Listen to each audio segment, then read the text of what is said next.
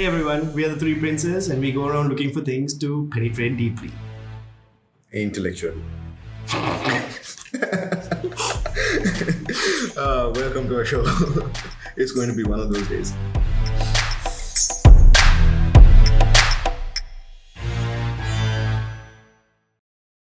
We're doing this again. Oh, fuck. But we're doing it slightly differently.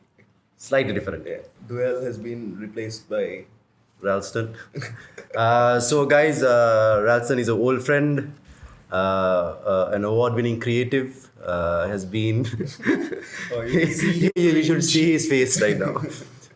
So he started his career in Homesplood and then at JWT for about 10 years. And then he decided he got really bored of advertising and decided to do something really crazy and went into a startup. And then, okay, tell me, what are you doing now? So currently I like to think of myself as a consultant. In terms of, was it crazy that I left advertising? Well, you can make it sound like it was this major thought through decision that was about taking the plunge and all that, but it actually probably wasn't. It was a build up, I think, of things that I've felt over a period of time that led up to that particular point. And the actual decision at that time didn't feel like it was a crazy plunge or a break from what I was doing. Some people might have helped me nudge me out of the thing, and I'm thankful for that also. So currently I do consultancy basically in creative communication strategy, bit of branding. That's pretty much what I do. Okay, so you said that you it was not a big plunge for you to move out of advertising. So my first question to you, I wanted to make this as contentious as possible. Is advertising bullshit? Yeah, like everything else, right? Okay, so what drove you to go out of advertising? I say technically I'm not out of advertising now. I am just out of the agency system. Okay. So one thing that, again, that itself is, I think, an answer to the question that is advertising only the advertising agency system? Okay. And one of the big realizations for me was how insignificant I was in the entire scheme of things. Right. Versus what I thought it was when I was in the agency. So in the advertising agency system, basically if you're a creative person, you're given a fancy title and then you probably won a few awards, done some work, and you think the whole world of brands revolves around you, right? That your client's business, that the brands, consumers, everything revolves around you. And the agency also feeds that sort of ego, Right. and puts you up on this pedestal. And when I left that world entirely is when I realized how insignificant I was to the entire ecosystem. Right. And Because whereas you're replaceable, you mean? not only are you replaceable, like see, previously when I was in the agency system, you know how Mihira and I have worked in the same company, so it typically sets you on like a track for your career. Yeah. Right, one day you're going to be this, one day you're going to head the department, one day you're possibly going to run the company. So it's all mapped out, and if you have done the hard yards, then you will eventually end up in that place. Right. So the question that probably puzzled a few people was why I want to break out of that when it's been sort of clearly laid out and I have done the put in the hard work to get to that point. So it was just insight, and I said, no, I don't want that. Because I felt that even if it was never for me about going up the ladder. There is I see it more as a flatter sort of journey where it's more about different experience or a different place than a better place. Right. What is better, right? I mean, like, How is do it you- like, yeah, how like do you measure it? parameterize How do something you, like right? that? So that for me was, I think, probably one of the things. And also, I mean, I say this to a lot of people. One of my primary motivations to work the way I am working now is so that I don't have to be responsible for other people. Okay. I think most of the time we spend being responsible for other people. Yeah. And their delivery and their deliverables, which you can't actually control. And right now, one of the primary motivations for me to not go back into a company, any company, Okay. is that I don't want to be responsible for other people's delivery and just for my own. So just me and my laptop can do a lot more productive work than having a large team or having a lot of specialists around. So coming to that, what is it that you do right now? I know you do consultancy, but what kind of consultancy? So I work with with companies who want to pick my brain, which is where the name originally also for my website and for my operation came from. What is the website? It's called pickmybrain.com. Okay. Right. PIQ because I couldn't Why? find There's an interesting story behind why it is called. It's called Pick My Brain. Yeah, because I get people just calling me up all the time and saying, Machang, I want to pick your brain on something. Right. And one of those people is the one who has invited me here today as well. So then when I started figuring out, okay, that's what happens. So I originally started off wanting to call myself a consultant, but if you think about it, what consultants actually do is allow people to pick their brain on a subject, right? Yeah. And because I have people calling me up like wanting to pick my brain on different subjects like all the time, I just thought, okay, you know what? You can pick my brain. Only thing difference is for a price now. Yeah. Most of the time it's just Machang, I want to pick your brain. I was like, yeah, sure. I still do that, and I'm still open to sort of doing that. Not that it's about just getting paid, but that's essentially why I pick my brain. It is spelled PIQ pick. I would like to tell you that it is because of PIQ, the pick, which is about picking someone's interest. Okay. And peaking, right? Yeah. Yeah. But actually, it's because I couldn't find the domain. So it was just PIQ, pickmybrain.com. Yeah. And we'll put the link in the description so that. Yeah. So the funny thing is that I started the site, and how the site happened was I thought, okay, I need to have a domain. At the point that I stepped out, I didn't know how I was going to work. I didn't know how it was going to work out. That is a plunge, Ralston. I guess, but one But I person think who... he's a very he's okay with risk. Yeah. I actually don't know because I don't see it as a massive risk. For me, I mean, yes, okay. So if now when I look back and stack it up, the risks were I had just got into a housing loan, a 20-year housing loan, and bought a house, which means every month I had to pay. Then I have dependents, right? My family, so people who depend on me. So the financial commitment part was scary, and a lot of other people were worried for me that I wouldn't be able to do. Including all of us. Yeah, but I think I am always a very conservative risk taker, right? I have a fallback. So the fallback is built into the risk, right? Okay. It's not like I've completely taken the plan. Actually, if you look at the startup ecosystem where people have taken plunges and done it, I remember seeing in Sri Lanka some time ago a profiling of the top 40 entrepreneurs. And funnily, and I think that's true even now to a large extent, all of them or most of them come from well-to-do backgrounds. Yeah. Not from very challenging economic conditions, right?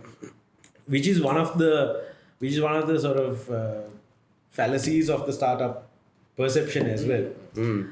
I mean, if you are not worried about basic survival, and if that is sorted out, that allows you always to explore, right? That always allows you to get into stuff, take risks, because your bread and butter is taken care of. Yeah.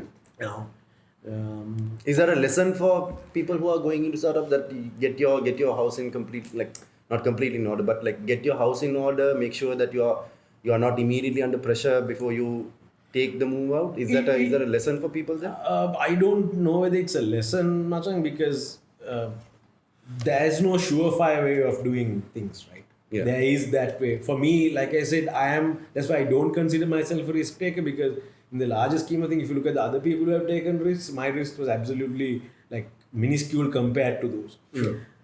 And I had also learned from this other advertising person I had read and I had met called Aggie, who had left an agency, started up his own thing. He had said, also remember, you try it out. If it doesn't work out, be humble enough to just put your tail between your legs, go back and work in a company, right? So at that point, I thought, okay, you know what, if necessary, I could do that. So it was not like I have a major entrepreneurial dream where I hate the system and I want to get out. It was just getting out and feeling myself around as I went. So when It's a left, casual revolution. well, I don't know if there is a revolution at all actually. But like I said, one of the things was once I got out and I wanted to also get into something that made me uncomfortable because I think I was getting way too comfortable. And people were being impressed by what I did, but I knew that I was doing it like eyes closed. Right. I was not actually putting my full effort into it, and it was still good enough for a lot of people. And I was like, that's not a great place to be, right? Yeah. Because who are you bullshitting? Like, Yeah. I always say that advertising people are in the business of bullshitting, but we should not try and bullshit ourselves. Right? Because then you start realizing that. Right. So it was a build-up of a lot of things, and I had every 2 years I go through a phase or 3 months where I want to try do something new, and I hadn't done that. So a lot of things of feeling that I could do better, I could do different things.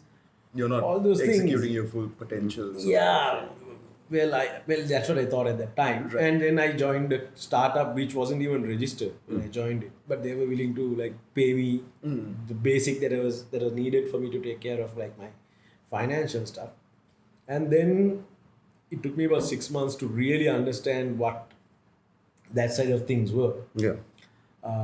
And I'm still figuring out. But the bigger lesson that I took out was that your real advertising skills, the real value for those skills are not in advertising. Okay. It's when you go into another industry that you actually start realizing the value of the skills that you have gained. Okay. Because within advertising, it's taken for granted that you can do Everyone it. has.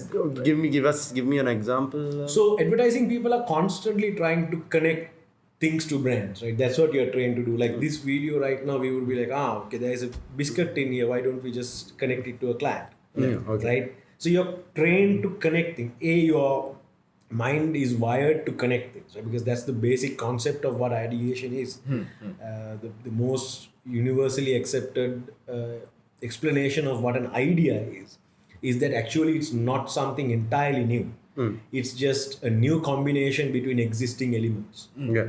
Right? The elements are already there. You just connect them in a way that no one has connected them before. Yeah. For those who are listening, it came from this idea comes from a book called I don't remember the James book. Webb Young. James Webb Young was the author. Yeah. James Webb Young is the author. Definitely recommended reading for anyone who's getting into a creative field. Yeah. Or anyone who's interested in ideas. Yeah. I think Martin Neumeyer has something similar as well. No? Okay. James Webb Young was the guy who first sort of theorized How ideas come how about. ideas come about and how ideas work. A technique for producing ideas. A technique for producing ideas. That's the one. Yeah. So at JWT, it was like mandatory reading for everyone who joined. Right. It was Wow, a okay. small book. Yeah. Yeah. So essentially, I sort of got fascinated by it, and also I think one of the other realizations was that initially I thought I was in love with advertising. Then once I started like getting into stuff, I came to the realization that I was actually in love with ideas, and ideas were bigger than just advertising. Yeah. And then when I started thinking about ideas that move the world and how ideas are much bigger than advertising. There is no other industry that talks so much about advertising, about ideas like advertising, but also there's no other industry that knows so little about ideas like advertising. Yeah, sure. I think Because what do you think that's because it's fairly limited in because ideas are generally created 90% of the ideas that are created through advertising agencies are created for the purpose of creating communication, right? I mean, like only about 10% of it proliferates into actually creating things that will actually move the world. Is that a right assumption? Assertion? Yes, but also I think that's primarily because advertising people spend more time thinking of ideas than thinking about ideas. Oh, okay. That's Right. that's No, because your job is so when you're in a job where you keep producing something, right? You're actually like a psychological factory line, right? Yeah. Your mind is trained every day. You go into work, you have to come up with ideas, right? In the morning, it could be for a bank, it could be for a soap. By the end of the day, it could be for a charity. You're just producing ideas. So you're not thinking about the process of producing ideas. okay. Right? You're not thinking enough The idea is more important because it's about the where it's deliverable. coming from. Yeah. How did this process happen? How did this idea pop into my head? Yeah. Like how did I come up with this? Yeah. Right? Do you have a do you have a process for it? Yeah. So what I did was I sort of once with James Webb Young and all that, I started getting interested in the process because a lot of creative people like to think that it's a special skill that you've got or it's a personal thing. Right. But if something is coming out of your brain, that means there is a science to it. Sure. Right? Yeah. It can't be a completely abstract process. It is a very, and we are not the only ones who come up with ideas. Scientists come up with ideas. Everyone comes up with ideas, right? So there has Even to be a accountants common, come up with the ideas. accountant come up with ideas. So everyone does come up with ideas. It's just there has to be a process to it. So then when I started sort of going into that, I realized advertising is very small, but it's a great place for that because it's one of the few places that pay you to do that. Yeah. Right? So therefore it's a great place for it. But I feel almost like sometimes, like think of a farmer, right? A farmer thinks about the soil that he's working with. He's constantly thinking about that process and what it does and how you can do it better. He understands the soil. He has to keep Weather investing in conditions. time with that. Yeah, Right? like so many variables. We advertising people, I always say we were like cricketers who turned up on the day without practicing in the nets. Like you would turn up at the match day and just hope to wing it without really practicing in the net. How much of practicing you know this? No, it makes very good sense because we end up talking about and creating things for, I think, categories and businesses that we know nothing about, right? Correct. Nothing, zero Correct. knowledge about. But but do you think there's a benefit of that as well? Because people who work in those categories and industries are entrenched in those categories and industries. The thing is, if you want to turn anything into a skill, right, you have to then. So what happens is for a lot of people, ideation comes like instinctively over a period of time. If you're in advertising, you can instinctively come up with ideas. Yeah, right? you're not cognitive of the process, but you go Correct. through it. The internally. problem happens is, and this is something that actually a client told me once, is creative people think that every day they can come up, just put their hand up and pluck like an idea from this magic tree. Yeah. And there are those days when you put your hand up and there's nothing. Right? Because you're not in Because the right you place. haven't figured out, okay, how did the that first happen? 500 happen? Yeah. Right?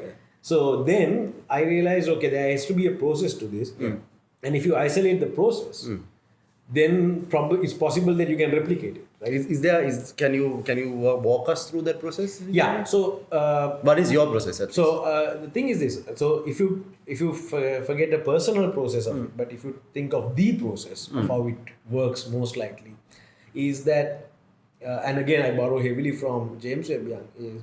He says our brain is filled with two types of information. Right. One is general information.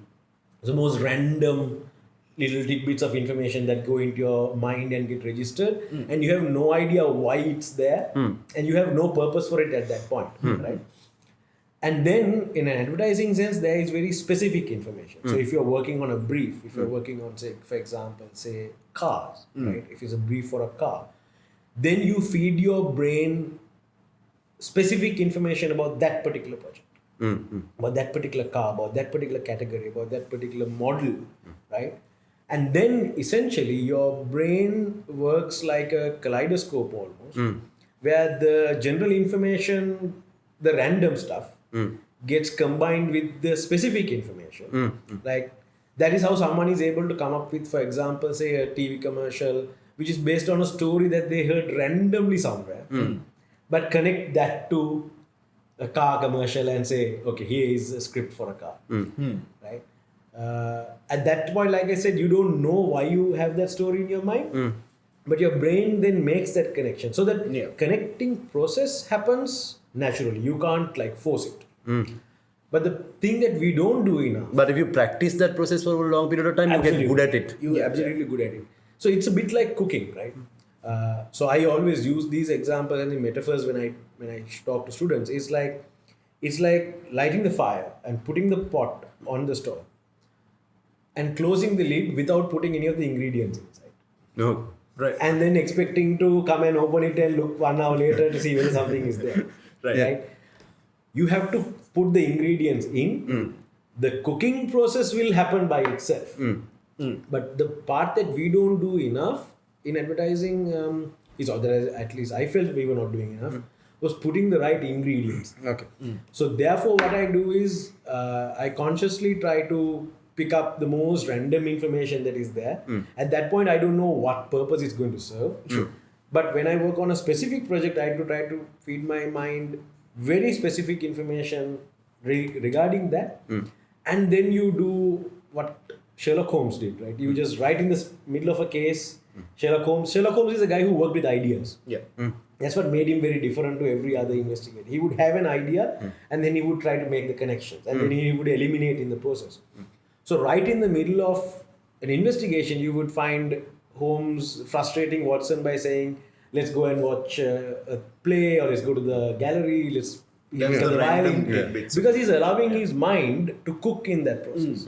But he has fed the right stuff for the cooking process to happen. Right? So if you actually practice it, 5 minutes or 10 minutes before you go to sleep, if you feed your mind like specific information plus specific information about a brief that you're working on or a problem you're trying to crack, and you go to sleep, while you're sleeping, your mind is basically your subconscious mind takes over and is working, and most likely first 10 minutes you wake up in the morning, an idea is there in your head. That's probably why a lot of people say they get their best ideas in the shower or in the morning. In advertising, you'll always hear it because it's been cooking. On the toilet, right? Or the toilet, right? In the morning, basically the morning, the first 10-15 minutes, because your mind has been working overnight, and then the result sort of pops into your conscious brain in the morning. So but you have allowed that process to happen at night. So let's if you codify it, you're saying if you're going after a solution, feel yourself. Always keep your eye out for a lot of information anyway, because that's where you draw from.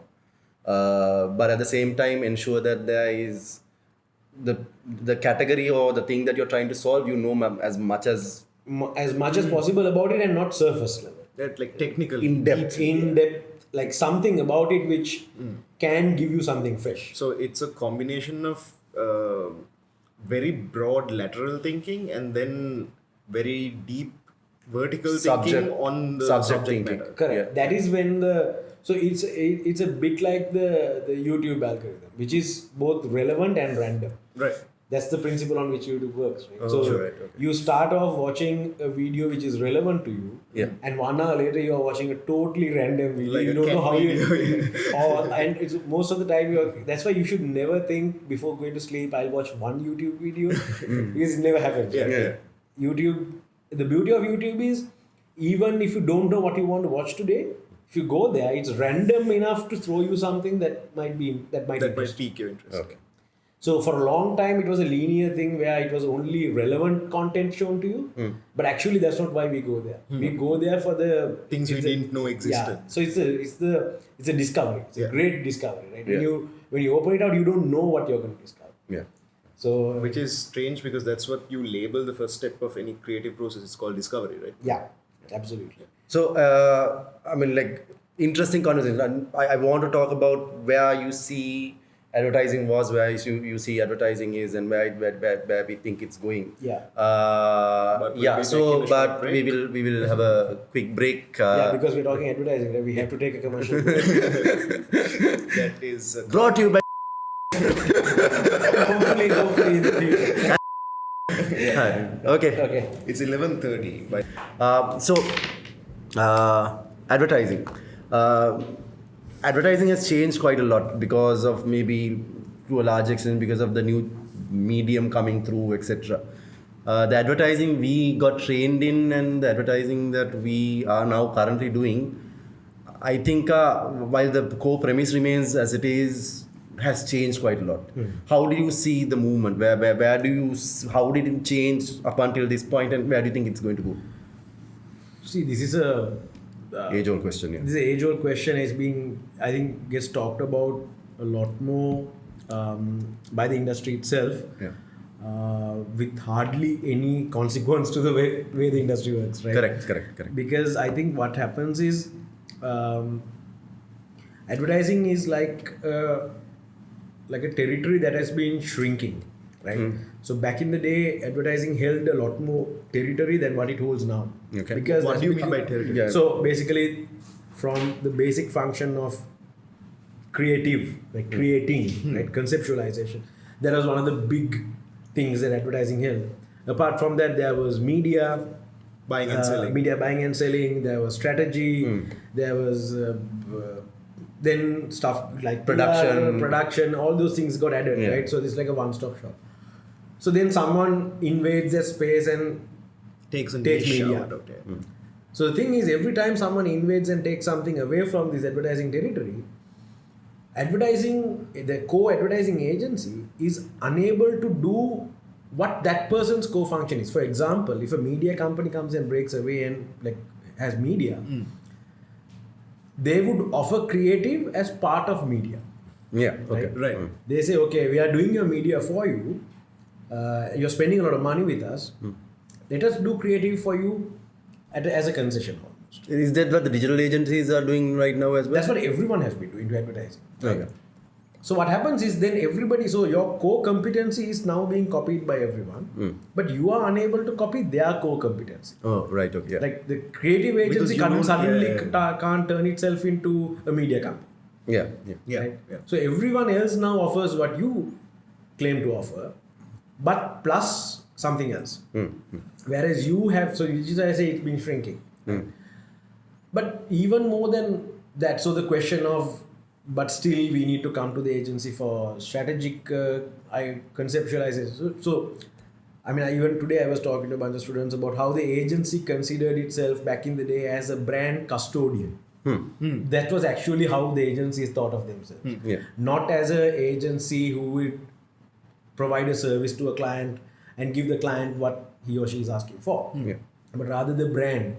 So whether the newer agencies or the ones who perceive themselves as agencies, whether they think of themselves as a brand custodian or rather a service provider is a question.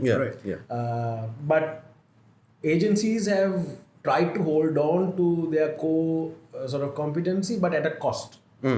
It's been costing them talent, it's been costing them business, their margins are shrinking, right? So when people complain, usually any industry I feel which complains about shrinking margins, it's a bit like businessmen in Sri Lanka. Like every Aurudu, I so notice in the papers, journalists go and ask the PETA businessman, "Me Aurudu business ko homada?" And every year they say business is bad. So every year business has been going down. The same guys who are saying business is bad every year. Every year business is going down. Every year profits are shrinking. Government is to blame every year. But if you look at the businessmen's houses and the vehicles and the lifestyles have been getting better. So it's a bit like that, right? So maybe you're not enjoying as big margins as you did enjoy, but maybe you shouldn't have enjoyed those margins in the first place. Maybe. As an industry, right? So now you're struggling. So you still have margins. It's just that you're struggling to maintain those margins, right? So I don't want to get into if you ask me, okay, how has it changed? Where should it go? And all that, I actually don't know. I don't have the answer to that. But one thing that I realized that advertising agencies have to change is to change the way we work, not change the way we think. Everyone thinks, okay, we need to change the way we think. But actually, it's the way we physically work, I feel, that has to change quite a lot. In what way? For example, in terms of productivity, for example. Now, agencies, and it's a perception that advertising is like this everywhere in the world. For For example, creative people actually know, heart of hearts, how long it actually takes to crack something versus how long you claim that it takes. Yeah. Now, what you can crack or come up with in an hour, you take 2 days. Just so that It looks like you're busy. It looks like you're doing a lot of work, right? And you don't want people to think that this is easy, because which is what is happening now. Everyone thinks that they can do it. We are doing a job that everyone very easily thinks that they can do. That's our fault, right? That's our fault. It means we haven't turned it into a skill. Yeah, a small segue on that. This is something that This entire thing is a segue. Yeah. What I see is there's more liberalization or democratization of the capability to come up with ideas, because everyone can produce, everyone can publish. Yeah. And all of a sudden, I see what you're saying. There is a situation where when now everyone is doing it and they are doing it fairly well as well. Yeah. And all of a sudden, the productivity curve the time that an agency takes, a small two-man team, like for example, take you. Yeah. You will do it in an hour. More damage in far lesser time, just myself and my laptop. And that's one of the reasons why I get calls from clients who have already got agencies. Yeah. They would call me and say, "Make agency to do nothing here, but that's right." It's a bit like how we used to refer going to the government department to get something done. Yeah. Right? So we have allowed that to sort of come in. But now again, I don't know enough about agencies to know whether it actually takes that long or not, and do they actually take that long or not. But essentially what I am saying is that the productivity levels can really be amped up if you understand. That's why that goes back to our previous conversation about turning that madness into a method. Right? If you get better at something over a period of time, it's like a soldier who is trained to take apart a weapon and put it together. The more you do it, you should be able to do it faster. Right? In advertising, somehow that expectation is not there, is what I'm saying. Oh, okay. So the expectation should be put to it and say. So I mean, again, these are all things that I used to fight for with clients and with agents. But I realize, like, if you go to a restaurant today, like creative people, I start with a question that creative people ask. When you give them like a great brief, they're like, "Do you want something good or do you want something fast?" I'm like, they should not be mutually exclusive concepts. So like, if I go to a restaurant and if I order like food, if the chef asks me, "Do you want something fast or do you want something good?" I will say, "I want something good fast." Right? Yeah. I'm not going to, because at that point he is the creative person. He or she is the creative person, right? Then am I willing to wait an hour for something good, or would I settle, or would I say, "Give me crap fast"? I would take neither, right? Yeah. So the same demands that we have of the world, we should demand of ourselves as well. Correct. Right? And you can easily do that. It's just that I think if you are not confident of your skills, that is when you will want time, because you know that you have to now let this natural process happen, right? So just as an aside, And like, because there's no process, it's not replicable, and because it's not replicable, you can't have a consistent output. yeah. So I'm not saying that it has to become like a machine. Yeah. But we are machines, right? Our brain is yeah. a machine, and the more you do something over a period of time, it becomes machine-like. Yeah. Of course, I mean, coming up with an idea in itself is not the end all of the advertising process, right? Because you come up with ideas and those ideas are rejected. Yeah. Then those ideas have to tick like a shit ton of boxes before that's the one that's selected. It's like, it's actually like having a baby, right? You have that baby, and then all the elements in the world are sort of designed to try and kill that baby, right? From the strategic person to the client to the creative director, everyone tells you why your baby is not good or is ugly, and then you have to try and nurture this baby to make sure that it survives and goes out into the world healthy. So far more babies are killed in advertising than anywhere else, and in most. But that is not a bad thing. It's not a bad thing, because that's the nature of things. Yeah. That's the nature of ideas, right? That's why that phrase "kill all your darlings" comes up, because any person who wants to do something great or good and not average has to get beyond the first draft, the first set of lyrics, the first tune, right? The first design, the first sketch. That is part of any creative crafting sort of process. It's about pushing yourself up out there. But if you have a process that is in place, then the productivity levels become a bit better. What happens is our people, most of the time, when I say our people, I talk about myself as a creative person as well.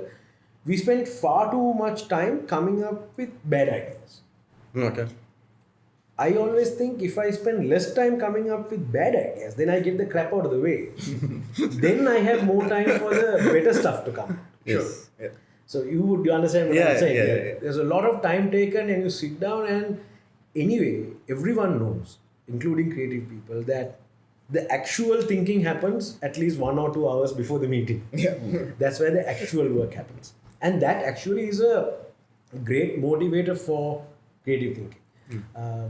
I remember reading Shehan Karunatilaka says in Chinaman, there's nothing most inspiring than a solid deadline. Right? That's the best inspiration you can find in the world, where if it's an exam, you have to cram it. If it's a meeting, you can't miss. There's nothing more inspiring. Suddenly your ideas are flowing, the ideas are coming, you're drafting, you're crafting. You're in that flight or fight. Correct, right? Because exactly. Your instincts kick in, right? So if we can spend less time coming up with bad ideas, I think we can spend more time coming up with better ideas. Right? That is essentially how I would shift. But also, I think the one key word that I keep thinking of as the thing that I learned, and the major difference that I felt from working in agency, the word is discipline. And I think too often discipline is associated with process and structure and very strict rigidity. Yeah. But it's actually not. It's not. Right. Again, if you are an author, if you ever want to write a book, and I know this about people like Shan, who were you instill discipline by saying every day in the morning I wake up and I will write this number of pages. Yeah. I will commit this many words to paper. Have you heard of a guy called Jocko Willink? No. So he has a podcast as well, and his core principle is discipline equals freedom. Right. Yeah, that's true. Jocko Willink is a ex-Navy SEAL. Yeah. Now a motivator. Right. He's outstanding, amazing person. If you have, please follow him on Instagram. He's very cool to. Every day at 4 o'clock in the morning, he puts up a picture of a shitty ass like Casio watch that he takes a picture of saying it's 4 o'clock and I'm at the gym. Okay. And he does that every day. Right. So I think I've become a lot more disciplined in the way I work, not in the way I think. Right. I think if you are very disciplined in the way you work, or if you are more disciplined than you were before, then it allows the space for your thinking to go a bit nuts. Because we are still thinking. So there's a lesson in that. There's definite lesson in that, especially for people that are starting out anew. Yeah. That's a great way. You say, don't be disciplined in your thinking, but be disciplined in your work ethic, and make sure that what you're committing to do that day gets done, or what you're committing to do by a deadline gets done. Your word needs to mean something. Your word needs, it has to be you must make a commitment to yourself. Going back to the conversation we had about responsibility towards yourself as well. You worked in multiple digital, so you went from traditional agencies to a digital agency.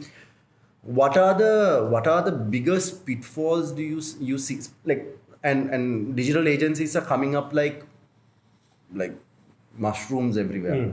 And most of these agencies are being started by very young, aspiring, creative people who would have ended up in advertising, but now are in digital spaces where they think, okay, fine, I have greater freedom to do what I want to. Here. What are the biggest pitfalls you see for people like that, and what are the things that you can tell them, say, do this or do that, so that you become more successful in what you do? So one is discipline. That's in terms of I don't know whether these are pitfalls, but the primary difference that we must understand between a creative agency or traditional conceptual creative agency versus a digital agency is that, in advertising, in a creative agency, we talk about media neutral ideas, where you think of the idea first, and then you think, okay, which media is right for it. Correct. Right? Yeah. Which medium is right for it? Correct. Is this TV? Because sometimes it says, you know what, this doesn't work for TV. But with digital, you're already working with media. So you're a media company that is thinking. You're and framed we- into we- posts, videos, and Yeah, so you are, whatever you're thinking within the media. Right? yeah. So creative agencies and clients sometimes don't understand that. And I actually have a little bit more sympathy towards that thinking, because it's like someone who is, so, you know, if someone is working in media and you sit through media presentations for a year, you will start seeing similar stuff come up. Right? People will come and say, let's do a false cover, or let's do a roadblock on media, shit like that. And you start thinking, do something new. But the thing is, that person is working with a medium that he or she doesn't control. Like with Facebook, people would like to come and tell you to, put a new button out there for your brand. Like, say, for example, if your brand was cheese buttons, why can't we create a cheese button on Facebook? Right? For example, I'm just throwing that up as an idea. Sounds like a great idea. A brand can do it, but Facebook has to do it. Yeah. Right? Facebook has to agree to do it. Yeah. Whether it's can be done or not. What do you think is the I'm sure you can't make a distinction which is the better way of doing it, because most now what we are told, like big companies are told, choose a medium first and design for the medium is the standard, like the change in thinking. But do you think there is a limitation in thinking in channel specific versus channel neutral ideas? See, the thing is this, right? I mean, I will tell you a completely unrelated example of this. You remember when the Thai cave rescue project was happening, when those kids got trapped in the caves. And at that time, the whole world's attention was on that. And Elon Musk sort of announced to the world that he has created a submersible to rescue these kids, right? And that he would come forward to do that. And then they sent it there to that place. And then there was a British cave diver who was actually there on site, who was actually like diving to rescue these kids. And they asked him what they thought of Elon Musk's submersible, and he said Elon Musk can stick it where the sun don't shine, because that was created with absolutely no conception of the landscape and of the challenges of how it would actually go through that. Yeah. So, thing is, if you have the luxury of creating media neutral ideas, that's great. Right? If you can come up with something, it's a luxury. You are seeing this as a luxury. I'm thinking of an absolute luxury, but for example, if you come and in advertising, we have the luxury of sometimes going and saying, I know you asked for a TV commercial, but we don't think you should do a TV commercial. We think this works better like this. But if you are a digital company, you can't go and say you shouldn't do a campaign on social media. I think you should put up billboards. They're like, why the heck have I do that? Right? So you are working already with a handicap. So the trick is then to turn that handicap into sort of your advantage. But a lot of the time, the expectation I feel from a digital agency is similar to the expectation of a creative agency. And that is never going to happen. Because with a conceptual creative agency, someone can come up with any random concept. Right? And say, let's do this.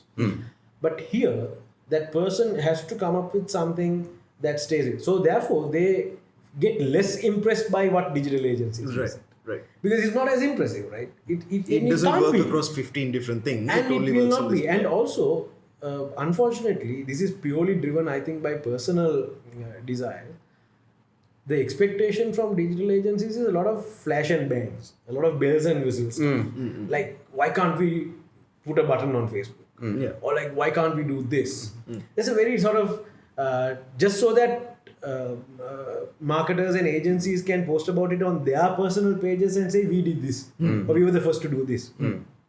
Whereas not actually, no, not that only is not honest, not only is it as necessary. Right? Like what is a lot of cheese digital button work? going to do? A lot of digital work is actually about doing a lot of the basic stuff right. Because like media, you are working with something that is made up of numbers. There is an algorithm to it, right? There is a science there. It is so it's not just this broad conceptual abstract space. There is a very definitive algorithm that's driving the way it works. So you understand that, and then you do the basic stuff. Nobody likes to do basic because basic is boring. Yeah. But that's what you have to do sometimes. Yeah. Right. Yeah. And maybe if you are really into what you're doing, you will break the boundary. Yeah, and you have to do it, and why people don't like it also because you have to keep doing it over a period of time to get results. And you get bored as a creative making 30 posts a month for the next year. Yeah. The thing is this, again, it's as to what your strategy is. Sure. Right? If it was necessary to build up, we know that brands are built over years. Consistency matters. Consistency matters most, like what your messaging is and all that stuff. So in that case, someone can get bored saying, I've been doing TV commercials for the last 20 years. Yeah. Right? Or putting out a print ad every weekend with the credit card offers. Yeah. I'm bored of it, so let's not do it. Yeah. And that's not the answer. Right? That's not the answer. Definitely not. So how do I know now when I open the Sunday Times and I look at the last page, what used to be the sports page is now the SoftLogic branded page. Right. Yeah. Right? Because they have owned that. So in branding, we talk about owning something. How do you own something over a period of time? So whether you find this boring or not is, I think people talk too much about the execution part rather than think, okay, why are we doing this? Yeah. Okay. Right? If we are doing this and if there's a purpose to that, then whether it's the basics or whether it's boring, it's all leading towards something. Correct. People get frustrated when you have done a lot of shit which hasn't led to anything. It hasn't led anywhere because you haven't figured out where you want it to go in the Yeah. first place. Exactly. So they get So frustrated. it's the same theory of incremental growth, like when you're trying to improve your own What life. was that word? Kaizen. Yeah. Yeah. Small incremental Japanese. steps. Yeah. Yeah. So I know you lecture kids and you deal with a lot of young people and you deal with people like us as well, like people like me. How would I Same thing.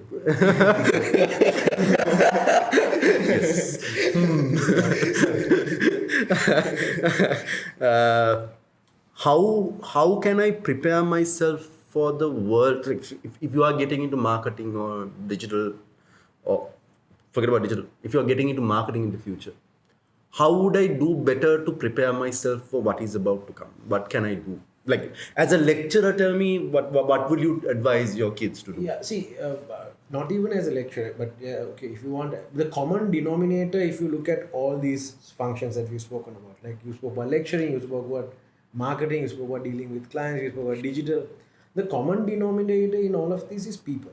Yeah. Because all of this comes back to people. Yeah. If you want to be good in any of these things, just study people. The best way to study digital is not studying Facebook or how it works, but look at how people behave on Facebook. Right? Like that is ultimately the way we should study. So comes back to that of original thinking. There's nothing better than talking to people for consumer insight. From last And- I mean, there's no amount of research than having a conversation with a person. Yeah, right. And not only conversation, because I have a thing or two about having conversations with people, because when you talk to people and when you ask them certain things, the answers they give you are not true. Yeah. Sure. Yeah. Right? Yeah. But if you observe people, just observe, and observe comes as the easiest thing you can do. Just observe people's behavior. I mean, right now in Sri Lanka, you can easily observe. And because we are such a politicized society, and you can't help but talk about people without talking politics, I will say that if you want to have great understanding of your market, of your people, whoever it is, at the end of the day, they are people. Just observe how they behave in regards to politics, politicians, right? On the larger subjects, right? And what their mindset is. And I call bullshit on all of that, right?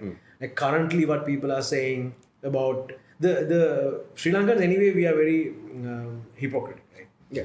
But there is that seems to be getting heightened, and we are almost going to a level where we are taking that hypocrisy to crazy levels, right? Okay. And we are taking it to a crazy level where we are not conscious about it. Right. Politicians are hypocrites who are conscious of the fact that they're hypocrites. The people are hypocrites who don't realize that we are hypocrites. I think that's the primary difference, right? And therefore, I always believe that politicians are far superior to us as people. Because At least they're aware. they are aware. Yeah. The fact that we think they are idiots and that they are dumb and they're fools and they don't know what they're doing, and that we know better, and the fact that they let us think that. They let us think that. Right? That is a form of advertising, no? It is, right? Yeah. If you actually go and talk to some of these people, some of these politicians, you will actually find that they're very, very smart people. Yeah. Right? Very smart people. And smart not just in terms of bookish knowledge. I think the real thing that is smart about them is the fact that they allow us to think whatever we want of them while actually doing what they like. Again, I think they mastered the idea of touching the pulse and observing people in a way that so you draw fantastic insight out of observing people and saying, okay, fine, this is what their tension point is, and I'm going to hit that tension point without any remorse for whether it's right, wrong. No, actually, I think we don't allow, I think give them far too much flack, because why is it that politicians and leaders are appreciated after their time? Right? Okay. And not in the all great leaders in the world, if you think about it, were not appreciated in their time. Because they came and upset this. It could be from Jesus Christ to right down to anyone. Yeah. They were all crucified in their time. Yeah. Right? For trying to lead thought, to tell people not to do something, or to tell people to change the way they were thinking. So naturally people shoot the messenger. Yeah. Right? But 5-10 years later they look back and say, Whatever said and done, somebody. whatever said and done, this person did this. Like Margaret Thatcher was absolutely, hated. Yeah. During her time, During tenure. her time, because- Second tenure, definitely. Yeah, for sure. Because the thing is, and you have to know that that's the reality of it. Because your job is that. I think we elect politicians to do the things that we are, the unpopular things That we don't want to get our hands dirty doing. Yeah. Right? And that's why we want them. I personally feel like in Sri Lanka, there are only two people who understand the Sri Lankan mentality, and both of them are absolute, I think, absolute masters at how it works, and they continue to be far superior of anyone else or all of us and ahead of their time.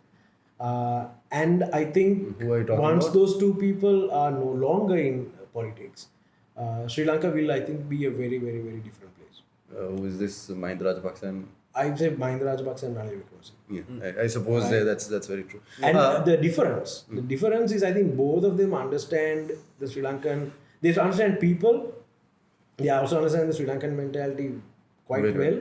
The difference is, It's not marred by veils of this is the way we should be. It's they understand it as it is. as it how is. we are. This is how we are. So the that's a lesson difference there, is- no? Isn't there a lesson? Isn't there a lesson? Absolutely. It's about first understanding. So when people ask me, what do you think about politics, or what do you think about where this country should go? I'm like, forget about where it should be. Look at where it is. It is. Yes. First step is about understanding where something actually is, regardless of whether you like it or not. Yeah. Or regardless of whether you want it to be. Today, a lot of people are talking about what should be versus what actually is. And if you actually, and the way we ridicule and hammer politicians, first thing, if you as an individual, if in your organization or in your personal life, if someone ridiculed you so publicly so much, where you have a family, you have children, there you have a father, you go home to those kids, you have a wife to go home to,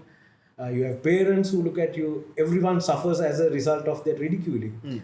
Would you take it with so much patience and not react? Yeah. Right? How many of us have the capacity to at least do that? Yeah. I dare say we won't. No, we won't. No. So going back to the understanding of the mentality, what I feel is The common denominator is the is people. And the two people, like I said, who understand the mentality best, the primary difference I feel is one person understands people and what they want Oh. and almost humors them condescendingly by giving it to them. Right. It allow it, if the people want to hear something, that person will give them that. Right. The other frustrates them Right. by not giving them what they think they want. Right. And tells them, no, if you think this is what you want, as a leader, I still tell you that this is actually what you need. No. Okay. I think that, but both of them, and that's a choice.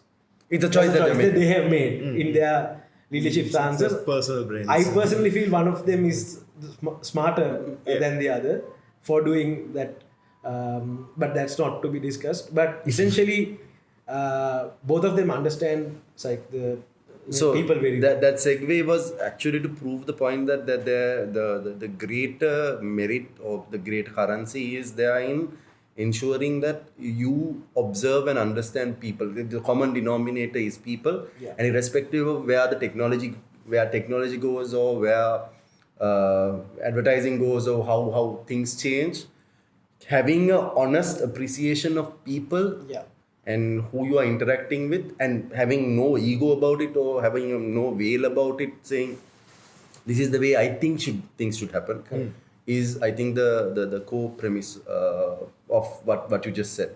So we are coming to the end of this episode, where what would you see? This is done largely for people who are starting out, who are thinking of getting into business or getting into marketing specifically or advertising.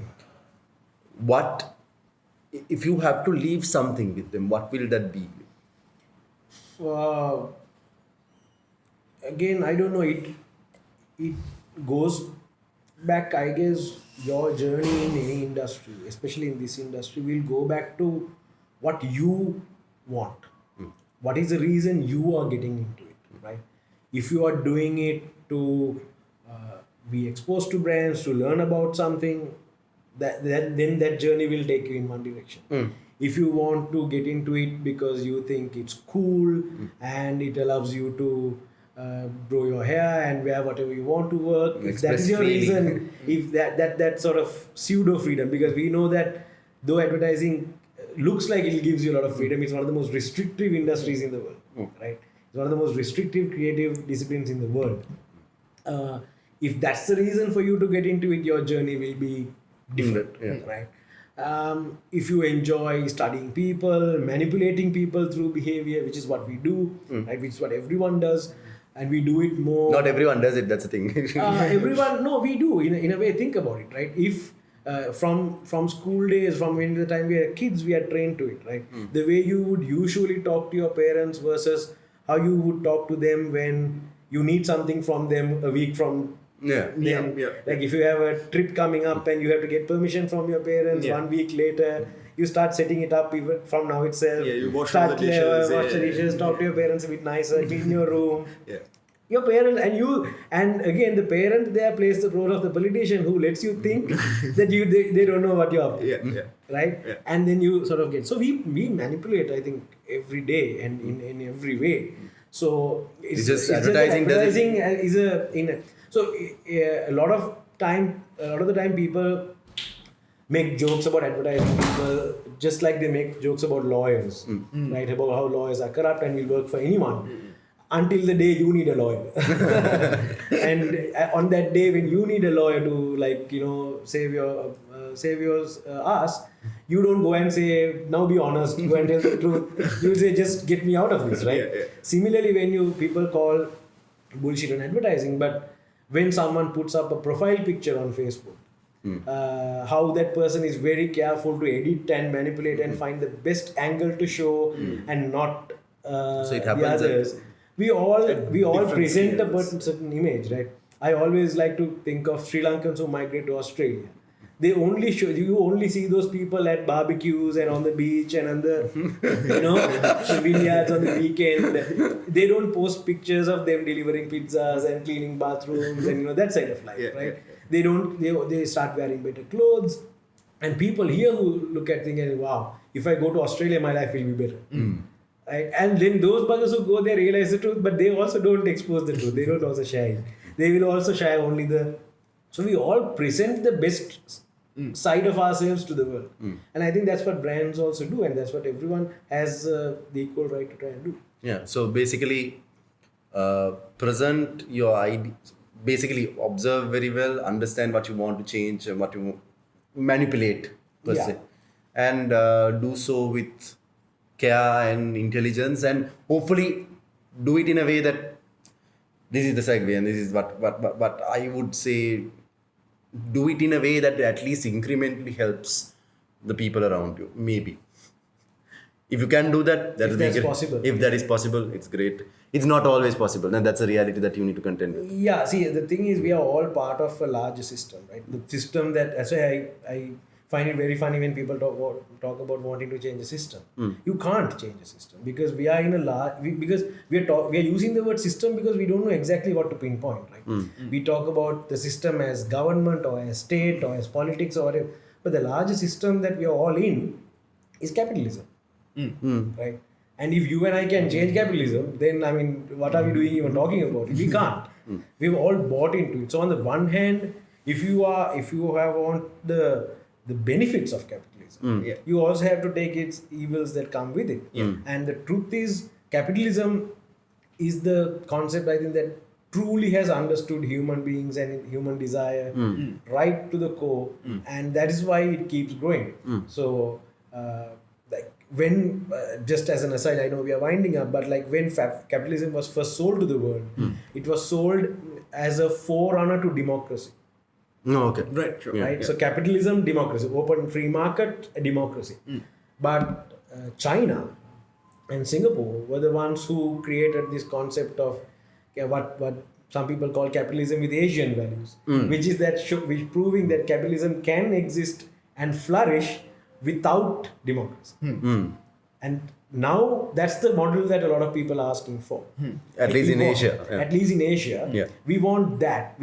So Singapore followed the same model. I think it started with Deng Xiaoping and those guys. So they really showed that capitalism can work. So I will give you food, you will have money in your hand, everything.